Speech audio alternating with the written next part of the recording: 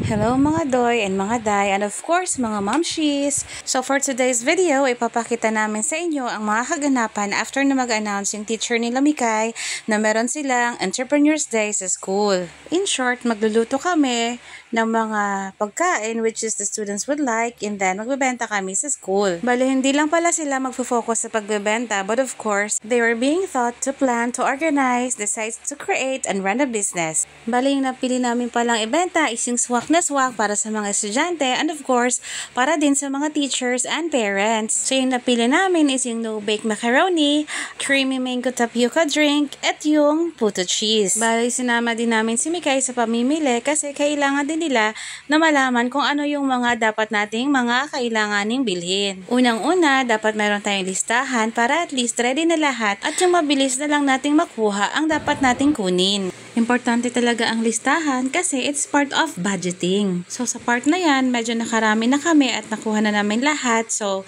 pagkatapos naming magbayad, umuwi na kami para at least mag-prepare. Medyo late na kaming nakapamili kasi busy si mami. So ayan, kinukuha na ni Mikay ang mga napamili namin at nilapag sa table. Nakakatuwa din kasi excited si Mikay. Timing din na nasa SM kami, nakita namin ang isang kaklase niya. Namili din sila ng kanyang daddy para sa kanilang Entrepreneurs Day. Dahil sa excited na si Madam, ayan, kung makikita ninyo, nakasuot na siya ng kanyang chef attire. Bali, hinahayaan lang namin siya para at least siya ay matuto. Part din kasi ng kanilang activity na at least turuan sila na gumawa ng kanilang produkto. Yung inuna pala namin gawin is yung puto cheese. Kung makikita ninyo, binigay na ni Yayay ang vanilla extract. Bali, niready na pala namin ang lahat ng mga sangkap para at least it was easy for Mikay to mix the ingredients. Medyo nabigla lang ako kasi yung presyo pala ng vanilla extract is sobrang mahal. Nasa 300 plus. Pero okay lang naman kasi kung yan lang naman ang makakapagpasarap ng aming puto, abay okay na okay. Pero ang pinakasekreto para maging masarap ang luto mo ay merong pagmamahal. Natutuwa naman ako kasi si Mikay nag-i-enjoy. Sa part na yan, nilagyan na ni Mikay ng asin para at least merong konting alat. Katulad lang din ng relasyon,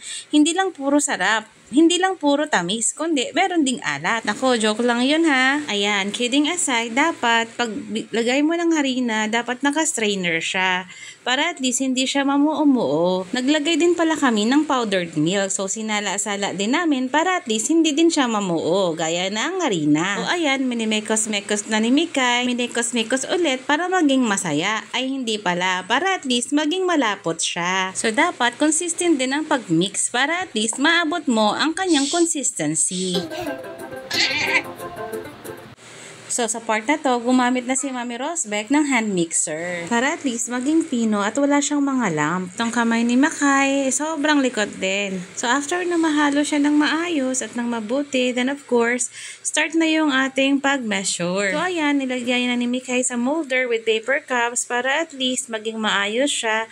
And then, tsaka siya ilagay sa steamer. Pinagtatry talaga namin siya na siya ang mag-measure para at least maging marunong siya. Habang naglalagay si Mikay sa mga puto molder, si Mami Rosbeck nagpakulo na para at least lutuin ang mga tapioca. Pinili namin yung mga maliliit lang para at least swak din siya sa bottle na nabili namin. Tinaasan ko na din yung temperature ng aming induction para at least madaling maluto. Nabasag pala ang funnel namin kaya yan na lang ang ginamit ni Mikay. Medyo struggle lang sa kanya pero at least okay na din. Ginawa pala namin yung mango tapioca drink the day before ng Entrepreneurs Day nila. Na umagahan, maaga na namang nagising si Mami Rosbeck para i-prepare ang mga lulutuin sa no-bake macaroni. Si Mikay sa moment na yan, nilalagnat na. Pero kahit masama ang pakiramdam niya, gumising pa din siya ng maaga para at least sumuporta kay mami niya. Madali lang naman magluto ng no-bake macaroni. Katulad lang siya ng spaghetti. Sa moment na yan, inumpisahan ko na ang paggisa ng bawang, sibuyas at karne. Nilagyan din ng konting asin and of course, yung black pepper. Hindi ko pala inuna yung bawang kasi masusunog siya. Pag medyo nagbabrown na yung karne, saka ko lang siya nilagay yung bawang. Haluin lang ng konti at painitin at saka natin takpan. After ng 3 minutes, saka ilagay yung sliced hotdogs. Pure foods pa lang gamit ko para malinamnam. Sa portion na yan, konting halo ko lang tsaka ko nilagay ang mushroom. Haluin lang ng konti and then observe mo kung luto na siya tsaka mo ilagay ang ating mga sauce. Nakaready na din pala ang sauce natin at yung napili kong bilhin ay yung Del Monte importante na Italian style. Isa din sa mga dapat mong tingnan pag bumibili ka is yung expiration date. Dalawang tigwa 1,000 grams pala yung nabili namin na spaghetti sauce. Saktong-sakto sa 1 kilo ng macaroni and kalahating kilo ng karne. Ang importante, huwag kalimutan na haluin pag mailagay na ang lahat. I-adjust na din ang temperature ng induction para at least hindi masusunog. Naglagay din pala ako ng konting tubig sa foil para at least makuha lahat ng mga sauce. So ayan, konting mekos-mekos lang, mekos-mekos lang, mekos-mekos lang,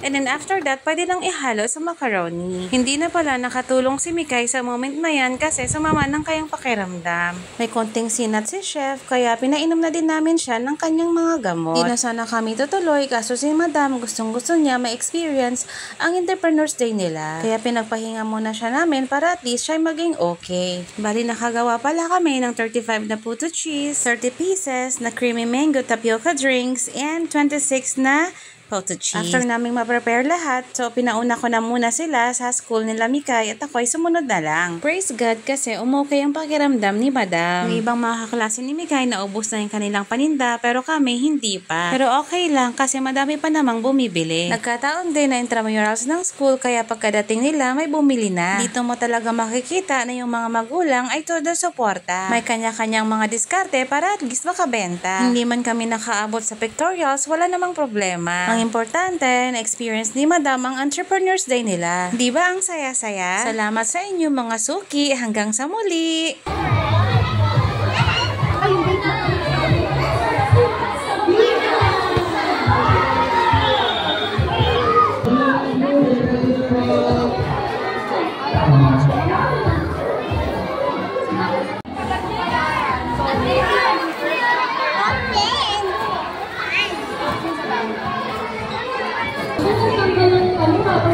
Kami na magdala.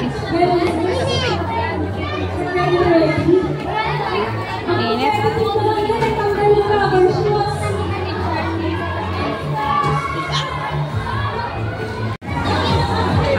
Sigilan. Sigilan. Pasok mga suki eh.